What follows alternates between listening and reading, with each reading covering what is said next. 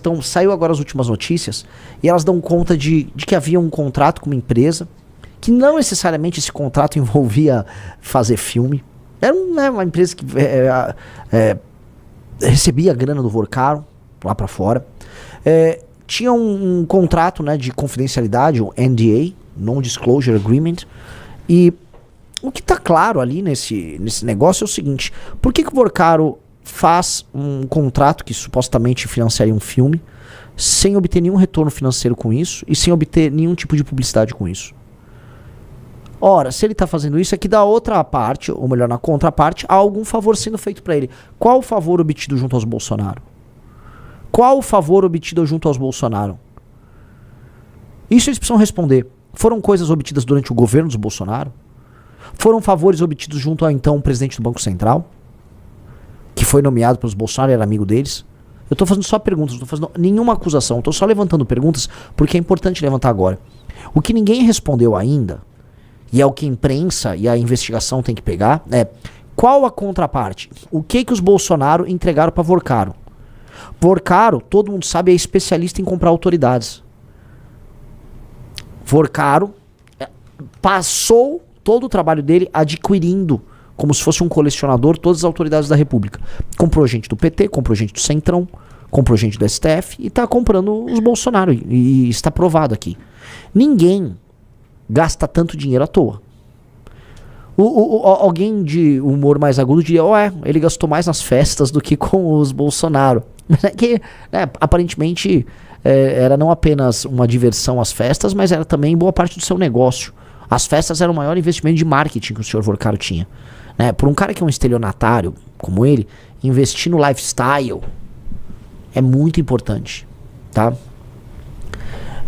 Veja, o Rizzo está trazendo aqui, né, uma notícia sobre isso. Eduardo Bolsonaro muda a versão e disse que aplicou $50 mil em filme que teve recursos de Vorkaro. A explicação foi dada após o site Intercept publicar na sexta-feira que esse deputado atuou como... Tá, assim, $50 mil? O ex-deputado federal Eduardo Bolsonaro mudou a versão sobre sua participação no financiamento, blá blá blá, sermão, blá blá blá blá. Num vídeo republicado nas redes sociais, o deputado admitiu ter investido R$350 mil no longa provenientes da receita obtida com a venda de um curso e que posteriormente recebeu de volta essa quantia. Eduardo Bolsonaro não esclareceu como e quem lhe pagou a restituição dos valores inicialmente destinados ao projeto. Ele também reconheceu ter constado como produtor executivo num contrato antigo com a produtora responsável pelo filme. Na quinta-feira ele negou ter publicado dinheiro no projeto. Não existe qualquer posição de gestão. Ou seja, ele vai mudando. Essa é uma droga, cara. Como esses caras eles trabalham com gestão de crise na base da mentira, eles são desmentidos no dia seguinte. Realmente, ontem ele falou que não tinha nada a ver, né? Agora mudou. Aí ele inventou, eu vi o vídeo, ele inventou que, ou disse, que na verdade aquele valor era um adiantamento que ele fez para garantir que o Cyrus Norrester, que realmente que é um grande, de acordo com ele, um grande diretor de Hollywood, ele pudesse elaborar o roteiro. Assim, é que eu não tô hoje muito na vibe, não tô muito ácido hoje, tá? Mas se você der uma olhada no roteiro, amigos, olhando pra câmera, se você olhar o roteiro, já vazou o roteiro do filme, ninguém pagaria por aquilo. Uma criança escolheu, assim, o roteiro foi escrito por um menino, e eu sei quem é a criança que escreveu o roteiro, foi o Carlos Bolsonaro. É difícil explicar pra vocês, mas dado que o bolsonarismo produz esse abuso intelectual com idosos, eu acho que o roteiro é um sucesso pra enganar os senhores, mas do ponto de vista cinematográfico e do ponto de vista estético, estilístico, ele é um vexame, tá? A história do Bolsonaro, você vê assim, eles são tão fraudulentos que eles inventaram a história do próprio Bolsonaro, tá?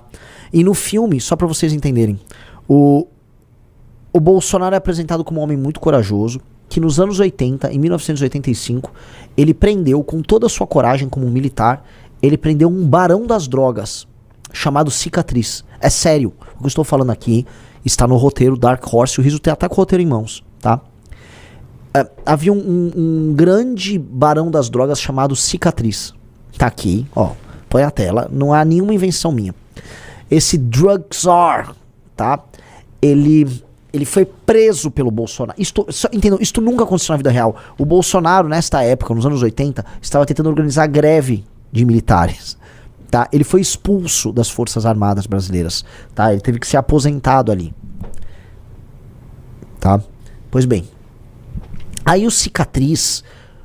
Como é realmente um roteiro de retardado. Ele fala, Bolsonaro, um dia eu vou me vingar. E aí o senhor Cicatriz, tá?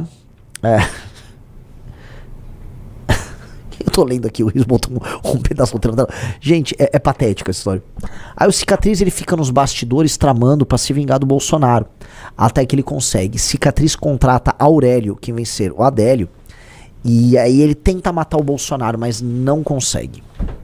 Ele não consegue matar o Bolsonaro. E aí, no final do filme, que já entregaram o roteiro do final do filme, o Alexandre de Moraes tá numa sala, junto com o Cicatriz. Eles conseguimos, derrubamos este homem, né? E aí tá o Lula tomando posse na presidência da República e vem os créditos avisando que o Bolsonaro terminou preso, as pessoas se manifestaram e tal.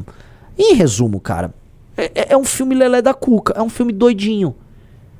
Pô, assim, se você tá fazendo um filme biográfico, em muitos filmes biográficos existem romantizações, existem personagens inventados, tá? Mas assim, é um filme biográfico de uma personalidade política. A história verdadeira já era interessante. Veja, olha só o que eu tô falando. Já era interessante. O Bolsonaro realmente foi um dark horse. É um caso engraçado, é um caso curioso, como um país elegeu um idiota como ele. Beleza. Pra que inventar? O Bolsonaro nunca prenderia. A única vez que o Bolsonaro teve diante, vamos dizer, de um criminoso armado, foi um assaltante que viu o Bolsonaro de moto, rendeu o Bolsonaro, tirou a arma do Bolsonaro. E o Bolsonaro, socorro. Foi isso. É muito tosco. É muito tosco. Assim, isso aí é de chocar, cara.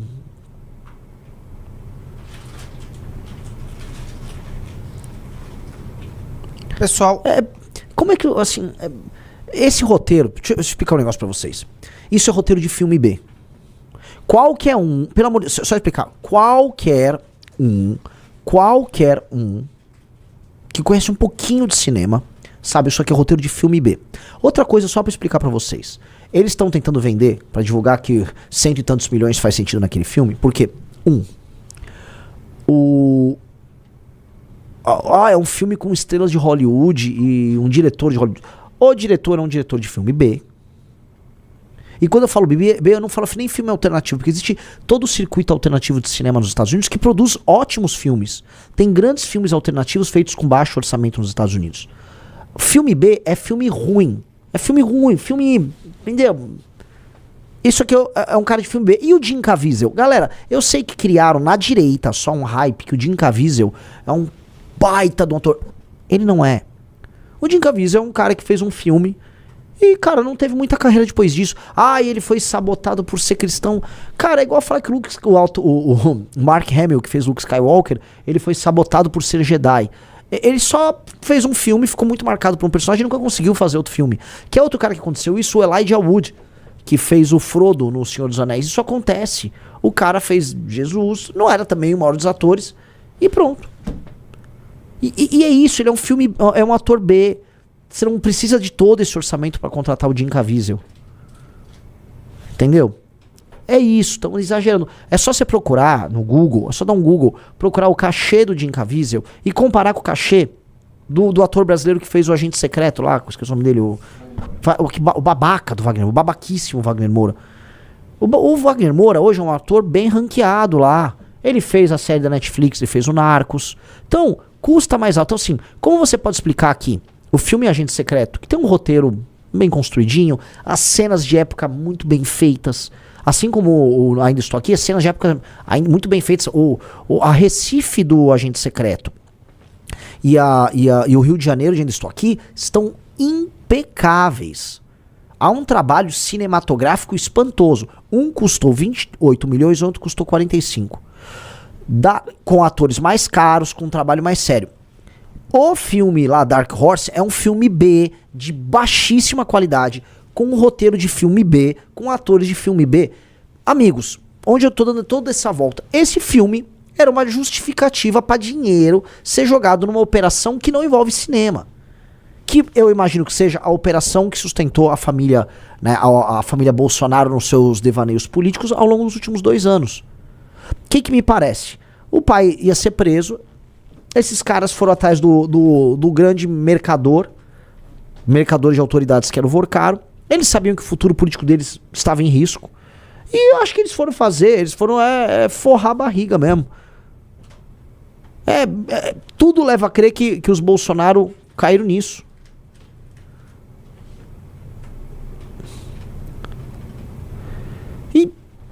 E são números assustadores